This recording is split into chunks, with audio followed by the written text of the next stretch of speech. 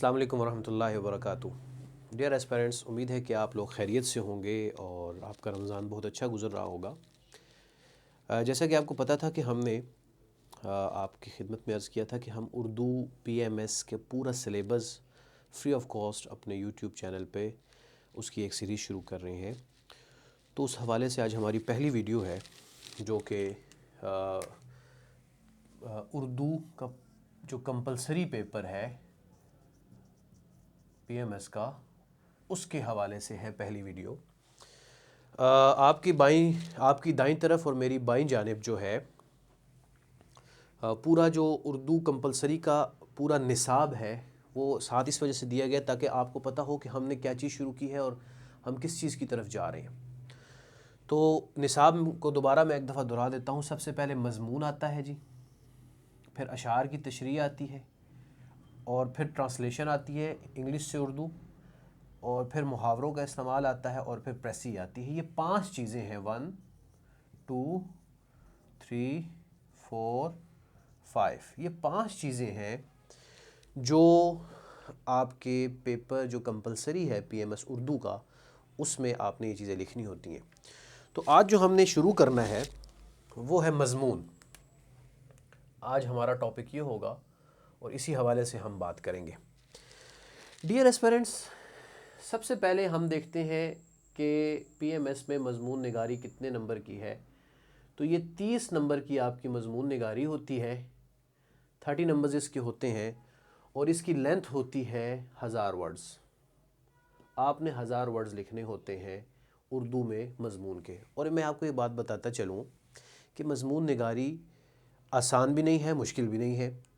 मुश्किल उस बंदे के लिए जो प्रैक्टिस नहीं करता, और आसान उस बंदे के लिए जो प्रैक्टिस करता है। हम लोग समझते हैं उर्दू हमारी ज़ुबान है और हम इसको अच्छी तरीके से लिख सकते हैं, तो इस तरह नहीं होता, बल्कि मज़मून निगारी एक बड़ा पुरमग़ज़ काम है। तो यहाँ पर मैं अपनी बात शुरू करने से पहले इशफ़ाक़ अहमद इशफ़ाक़ की एक बात बताता चलूँ आपको। तो एक दफ़ा उनसे किसी ने कहा कि देखें जी, मज़मून निगारी बड़ा मुश्किल काम है, ये बहुत मुश्किल काम है, ये नहीं हो सकता। तो उन्होंने कहा कि देखो बेटा, मज़मून निगारी जो है ना, ये मुश्किल काम नहीं है। मैं तुम्हें एक मिसाल से समझाता हूँ। मिसाल ये है कि अगर आप पहले दिन मछलियों को खाना डालें किसी दरिया में जाके, और फिर हर पहले दिन थोड़ी देर बाद मछलियाँ आएंगी, फिर आप हर रोज़ उसी वक्त उसी जगह जाके खाना डालें, तो एक दिन आएगा कि वो पहले ही आके मछलियाँ वहाँ बैठी होंगी और खाना आप डालेंगे वो खा लेंगी। तो बिल्कुल यही हमारे ख़यालात का हिसाब है। पहले दिन आपको ख़यालात थोड़ी देर बाद आएंगे जो लिखने के लिए, लेकिन आप उसी प्रैक्टिस को जारी रखेंगे तो आपके ऊपर एक ऐसा वक्त भी आएगा कि आप बैठे बैठे वो चीज़ें जो ही लिखने बैठेंगे तो पहले से चीज़ें आपके जहन में होंगी। अब हम बग़ैर किसी तमहीद के इसको शुरू करते हैं। सबसे पहले देखते हैं कि मज़मून निगारी कहते किसे हैं। देखें मेरे अहबाब, डियर एस्पिरेंट्स, मज़मून निगारी होती है, इसकी तारीफ़ ये है, किसी भी मौजू को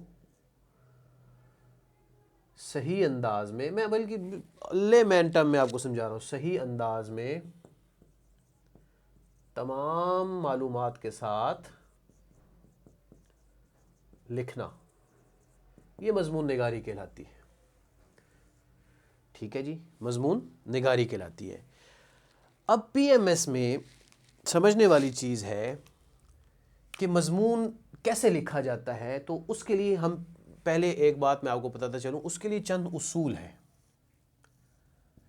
उन उसूलों को जब भी आप मज़मून लिखने बैठें तो ये 4 उसूल हैं, इन 4 उसूलों पर आपने अमल करना है। रहनुमा उसूल है। नंबर 1, मौजू का इंतखाब आपका क्या होना चाहिए। मिसाल के तौर पर ये 3 मौजूआत आपके सामने आए: तवानाई का बहरान, वजूहात व सद्देबाब, नकल मकानी, मवाक़े व मसाइल, कौमों का ज़वाल, उसकी क्या वजूहात है। आप एनालाइज़ करें कि मुझे इसमें सबसे ज़्यादा क्या आता है, मुझे क्या चीज़ ज़्यादा आती है, मैं उस किस पे अच्छा लिख सकता हूँ। सबसे पहले एक मौजू का इंतखाब कर लें। जब आप मौजू का इंतखाब कर लें, फिर देखें यार, जो मैंने मौजू का इंतखाब किया है वो जो मैंने वो मौजू किस किस्म का मौजू है। जो मज़मून मैंने लिखना है वो आया कि डिस्क्रिप्टिव है या एनालिटिकल है या क्रिटिकल एनालिसिस है, जिसको हम तनकीदी जायज़ा कहते हैं। तो आप देख लें कि ये मेरा मौजू किस किस्म का मौजू है और उसके मुताबिक आप फैसला कर लें कि मैंने अब ये मज़मून लिखना है। और फिर जब आप उस मज़मून को लिखें तो याद रखें आप उसकी वजाहत भी दें कि मैं आप लिख क्या रहे हैं, और उस पर आपके पास सबूत भी होना चाहिए, फैक्ट्स एंड फिगर्स होने चाहिए आपके पास। फैक्ट्स एंड फिगर्स के बगैर आप कोई भी मज़मून लिखते हैं तो वो मज़मून आपका रद्दी की टोकरी में चला जाता है। और चौथा जो रहनुमा उसूल है, आपके अल्फाज का इंतखाब बड़ा बेहतरीन होना चाहिए। मिसाल के तौर पर अच्छे अच्छे अल्फाज याद करें, उर्दू के टर्मिनोलॉजीज़ याद करें, दक़ीक़ा फ़रोगुज़ाश्त है, इस तरह मुहावरे याद करें ताकि आप अपने मज़मून में वो इस्तेमाल करें। लेकिन ज़्यादा फ्लावरी वर्ड्स यूज़ नहीं करने। इसका ये मतलब नहीं आप बस लिख ही रहे हैं, आप ऐसे बैलेंस लेकर चलें अपने मज़मून को कि आपका मज़मून समझ भी आ रहा हो और अच्छे अल्फाज भी हों।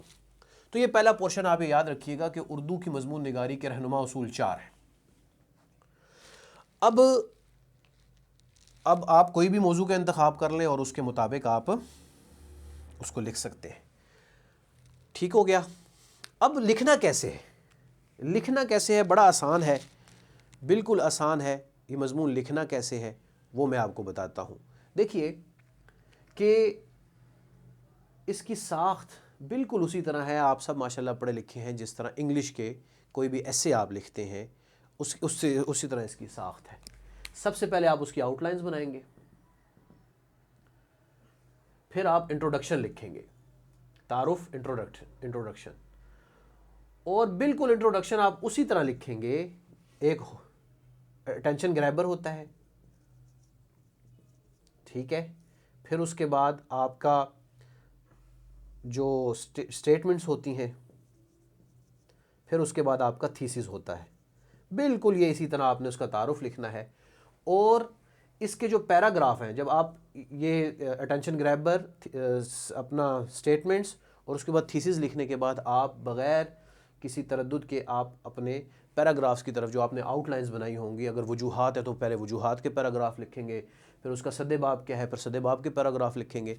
अपना ये पूरा करने के बाद आप अपने खुलासा बहस की तरफ आएंगे, जिसको हम कंक्लूजन कहते हैं। अब स्टूडेंट सवाल करते हैं कि 1000 नंबर का 30 नंबर का क्वेश्चन है तो 1000 वर्ड्स है तो कितने हम पैराग्राफ लिखें?